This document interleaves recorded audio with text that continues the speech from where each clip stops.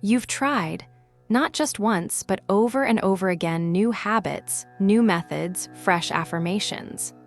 Maybe you've journaled, visualized, meditated, listened to endless teachings, all with a quiet hope burning inside. That something would finally shift, but still, something felt stuck. Like your life was on the edge of transformation, yet never quite tipping into it. If that's you, pause here. This video isn't just information, it's a frequency. And that frequency has been reaching for you just as much as you've been reaching for it. What if the reason things haven't changed isn't because you didn't try hard enough, but because your energy was still vibrating with the absence of what you wanted? What if manifesting isn't about wanting more, but about becoming more aligned with what's already true? Right now, you're not being taught, you're being reminded. This moment is not a coincidence. It's a recognition, a subtle meeting point between your inner readiness and a truth that's been waiting to land. You are not late, you are not lost, you're just remembering. And this time your frequency is listening. You don't have to speak for the universe to hear you. It already does, even when you say nothing, especially when you say nothing. There's a quiet signal pulsing out from you right now. It isn't shaped by your words or the affirmations you repeat out loud. It's something deeper, something honest. It's the undercurrent of your emotional truth. It's the feeling behind your smile, the silence between your thoughts, the energy behind your hope or behind your fear. We live in a world of frequencies. Everything you see, touch, feel, every experience you have is made of vibrations. That's not just poetry, it's quantum. It's how energy works. Your thoughts, even the silent ones, carry frequencies that ripple outward and shape what flows back to you. Most people try to manifest from the surface, writing lists, repeating goals, doing everything right. But deep down, they still carry doubt, or fear, or unworthiness. And so, even though their words say, "I want this," their energy whispers, "I don't believe I can have it."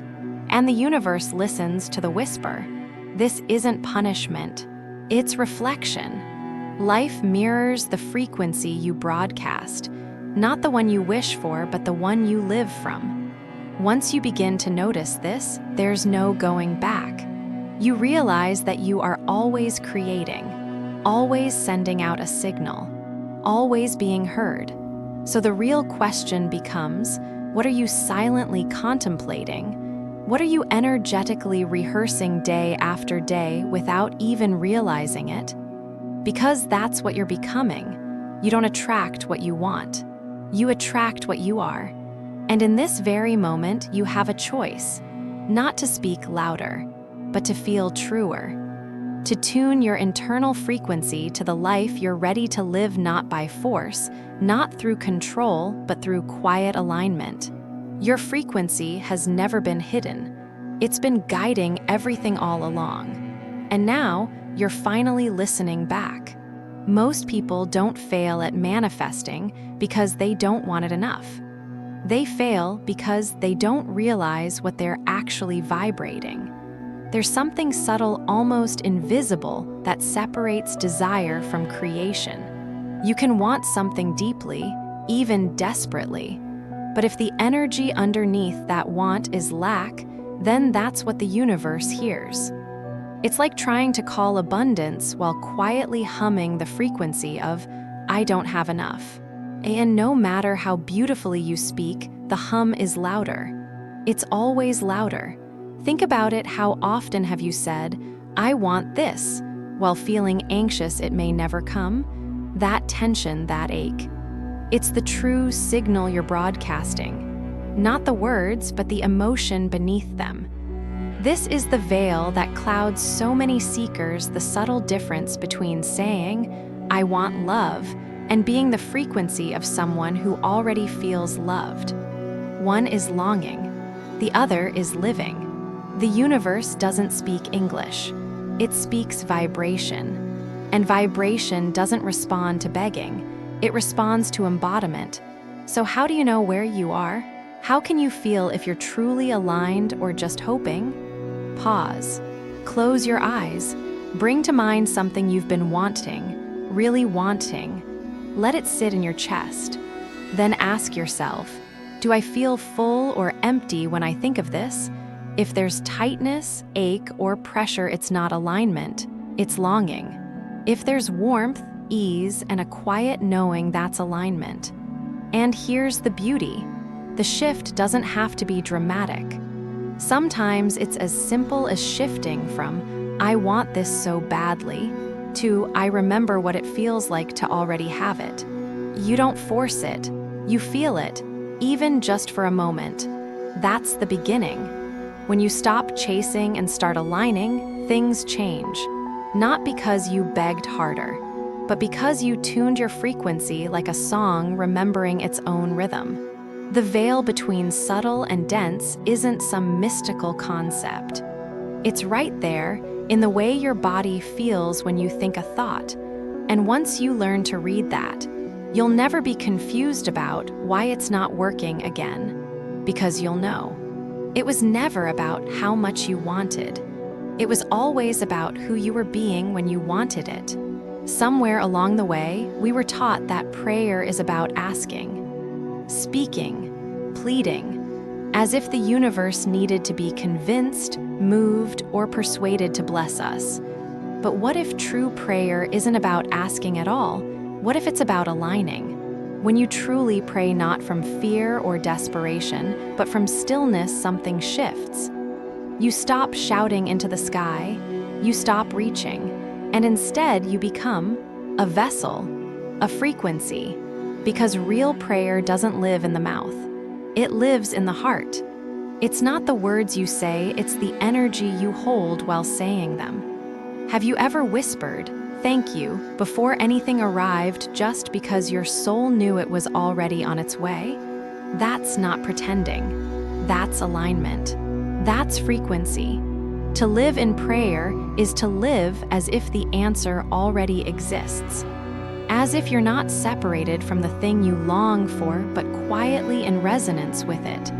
That's why gratitude is so powerful. Gratitude is the frequency of already received. It sends a signal, I am in harmony with this, I've let it in. It doesn't knock on the door, it becomes the open door. So what if, instead of begging for peace, you became still? What if, instead of asking for love, you let your heart soften? What if, instead of praying for change, you started embodying the shift? The most powerful prayers don't change the world, they change your frequency. And once your frequency changes, the world follows. Because prayer was never meant to reach upward.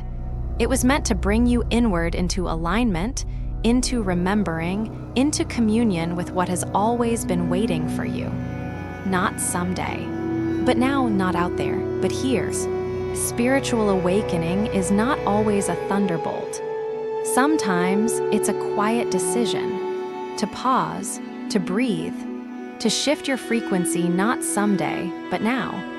The truth is, you don't need to escape to a mountaintop or meditate for hours to raise your vibration. You just need awareness. Small, steady shifts. Practices that anchor you into who you really are. So let's begin here with breath. Your breath is your frequency's anchor. It's the first thing you control when you arrive on Earth, and the last thing you release when you leave. It is presence itself. So if you want to shift your energy instantly, start with a breath. One conscious inhale, one gentle exhale. And with it, the subtle noise inside you begins to settle. Now add gratitude, not the performative kind. Not the right 3 things kind you do to check a box. Real gratitude, felt gratitude, the kind that vibrates before the gift arrives. Because here's the paradox. When you wait to be grateful after something happens, your frequency is rooted in lack. But when you can feel thankfulness before anything changes, You become the very energy that magnetizes what you desire. Gratitude is the shift. It's the invisible line between longing and receiving. And when paired with visualization, simple, sensory, heart-led visualization, it becomes a frequency rehearsal. You begin training your energy to match the life you're calling in. You stop watching from the outside and start inhabiting it, even in small ways. You don't need a ritual, you just need intention. 5 minutes a morning, eyes closed. See your future self not in grand, dramatic scenes, but in the quiet, ordinary beauty of alignment. Drinking tea with peace in your chest, walking with a lighter step, speaking without shrinking, smiling without reason, and then feel it. Feel it not as a dream, but as something familiar, something already yours. Because here's the question you must ask. Are you truly raising your frequency or just thinking about it? The difference is felt. Raising your vibration isn't about effort. It's about practice, repetition, willingness, a return again and again to presence. These aren't hacks, they're habits. They don't guarantee a perfect life. They guarantee a magnetic one. Let's take a deep breath because this part might set you free. You don't need to master meditation. You don't need to silence your thoughts or fight your mind into stillness. You just need to notice. We've been taught that meditation is about control, clearing the mind, achieving silence, becoming Zen. But what if that pressure is what's holding you back? Because real transformation doesn't come from silence. It comes from stillness within the noise. True meditation isn't about stopping your thoughts. It's about observing them without getting lost in them. Think of your thoughts like clouds, some light and fleeting, others dark and heavy. But either way, you're not the cloud, you're the sky. And the moment you remember that, the moment you sit back in yourself and simply watch you shift, not because you tried, but because you stopped trying. This is where frequency begins to recalibrate effortlessly. When you stop resisting your inner world, your energy finds its natural rhythm again. Like a lake that clears once the winds calm. The mud settles, the water reflects. In that stillness, you're not doing awareness, you're being it. And from there, your vibration begins to rise not from striving, but from allowing. So if you've struggled with meditation, if you've ever thought, I'm doing it wrong, hear this. You're not failing, you're awakening. Because every moment you notice your mind wandering and gently return, that's meditation.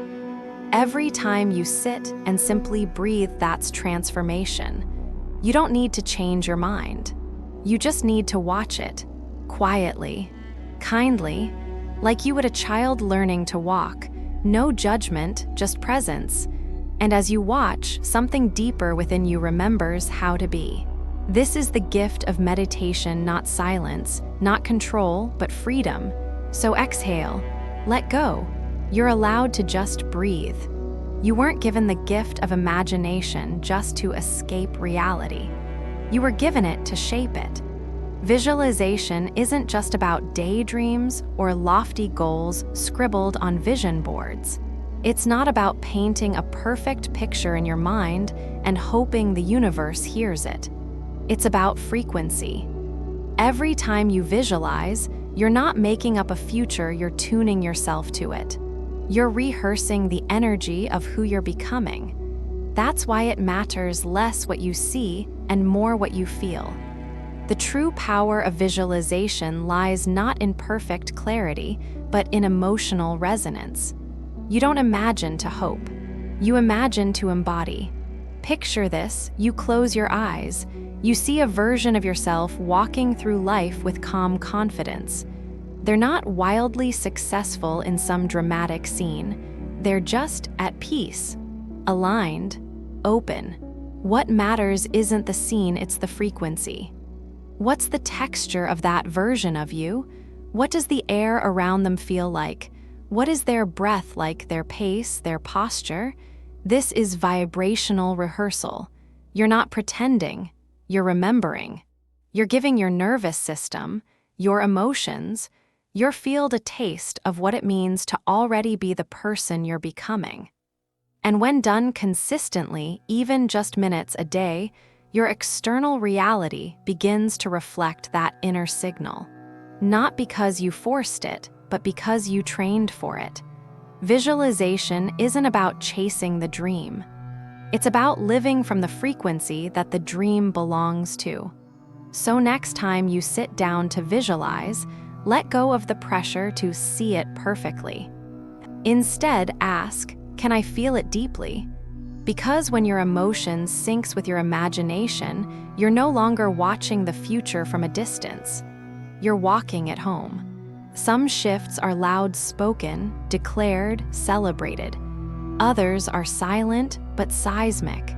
Your frequency is one of those silent shifts, and the people around you feel it even if they don't have words for it. Energy doesn't ask permission. It resonates. We like to believe that if we just explain ourselves better, if we say the right thing, offer the right proof, people will understand. But in truth, those closest to you don't hear your words first. They feel your energy. A child doesn't learn calm by hearing, calm down. They learn it by being near a calm mother. A partner doesn't open up because you ask them to. They soften because they feel safe in your field. This is energetic entrainment, your vibration naturally influencing the rhythm of others, like a tuning fork placed near another. You don't need to be perfect. You don't need to have it all figured out. You just need to embody the frequency you wish to invite. Because the shift isn't in the teaching, it's in the being. When you stop trying to get them to change and start living the change yourself, something subtle happens. The atmosphere around you begins to shift, not through effort but through presence. And presence is contagious, especially for those who are energetically tied to you, your family, your children, your closest circles. They tune to your state more than your speech. So when you take the time to center yourself, to breathe before reacting, to practice gratitude even in chaos, you're not just helping yourself. You're creating a new energetic blueprint for your home. You're saying, without words, this is what peace feels like. This is what safety feels like. This is what alignment feels like. And they remember. They don't need to understand your journey. They just need to feel the frequency you've come home to, especially your children. Because long before they can name it, they absorb it. The frequency of a mother becomes the vibration of the house. And when your frequency rises, you're not just healing yourself. You're lifting a whole field. No convincing, no pushing, just quiet, loving resonance. You've searched, listened, practiced, asked. Maybe you've tried a dozen methods. Maybe you've whispered affirmations in the dark, hoped for signs, chased alignment like a finish line always just out of reach. But what if the answer isn't to do more? What if it's to remember? Because everything you've been seeking isn't out there, it's inside the frequency you already carry. This isn't about adding anything new to you. It's about returning to what's always been yours. Every truth in this video about prayer, visualization, awareness, connection is not something you have to master. It's something you already know, deep down beneath the noise. You've just forgotten how to feel it. And now you're remembering. That's what this moment is. Not a new beginning, a return. You don't have to prove anything. You don't have to force anything. You don't have to wait. You are already the frequency. Now it's time to live like it. So take a breath. Let it settle in your chest. And walk forward not as someone who's still searching, but as someone who's already aligned. You're not alone, and you're more ready than you know.